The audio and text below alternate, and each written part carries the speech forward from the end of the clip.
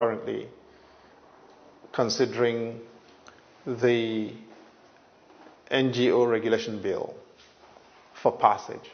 It has gone through the first reading, it's gone through second reading, it's now in committee stage, and later this month, the Committee on NGOs in the House of Representatives in Abuja will be holding a public hearing on the bill.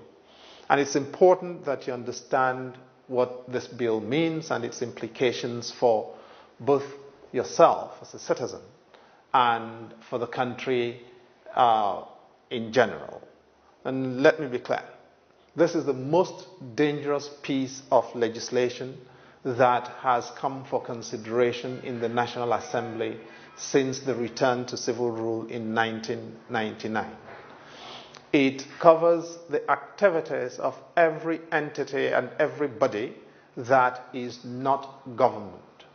And it affects churches, mosques, schools, universities, hospitals, everything, as well as humanitarian operations wherever they are taking place in the country, whether in the northeast or in the southeast or south-south, whether in the middle belt or in the northwest or southwest.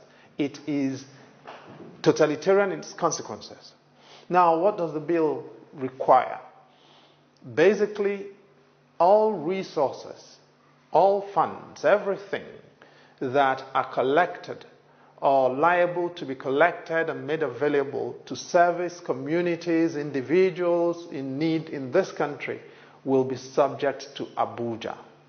Before you can raise funds in your church and your mosque, you have to get Abuja's permission. After you've raised the money, you have to return them to Abuja for Abuja to tell you what to do with them. And when you've done that, only Abuja can help you to do your audits. Nobody can operate anything without clearance from Abuja. It's worse than a totalitarian piece of legislation. For the old mamas and old papas doing isusu in the village, that is revolving credit.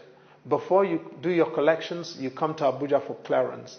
After you've done your collections, before you share the money or rotate the collections amongst the beneficiaries, you come to Abuja for clearance. Ahmadiyya movement will have to come to Abuja for clearance. NASFAT will come to Abuja to do anything. The mosques that do collections every Friday to support people in their congregations and their communities will all have to account for that money to civil servants who will either tell them what to do with it or collect it and trouser it into their pockets. The churches will be out of business. The mosques will be endangered. This is what the legislators want us to subscribe to. And as a citizen, you've got to understand that this means that there will be no voice of criticism for government. Nobody can tell government anything.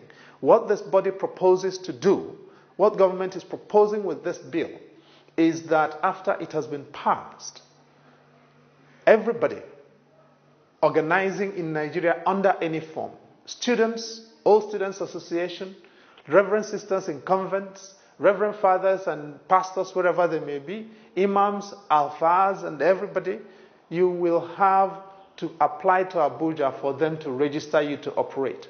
If they agree to register, they can refuse to register you, in which case you cannot do anything. Now, if they agree to register you, however, you will have to only hold that license for 2 years. After those 2 years, you will have to apply for them to renew your license. If they agree at that time to renew your license, you can continue operating for another 2 years. If they don't agree, that license lapses. If you try to do anything without that license, you'll be liable to be imprisoned for 18 months. And if they are sympathetic and agree not to send you to jail, you may be let go with a fine of 500,000 naira. The civil servants will collect this money in the name of the politicians. It will be used to fire up political power that will not be accountable to any one of us. And this is why I'm saying that this is the most dangerous piece of legislation that's been considered in our country to date, in the past 20 years. But you can do something about it. This does not have to be law. This will not be law if you agree that as the citizen, you are the boss. Contact your legislator at the state level, contact your legislator in Abuja, contact your senator and your distinguished senator in your senatorial zone and tell them this will not happen. This is your country too. And unless you fight for it, these people are going to destroy it, not just for you, but for your children and for your grandchildren. And that they don't have a mandate to do. My name is Chidi Anselm Odinkalo. I'm a Nigerian citizen.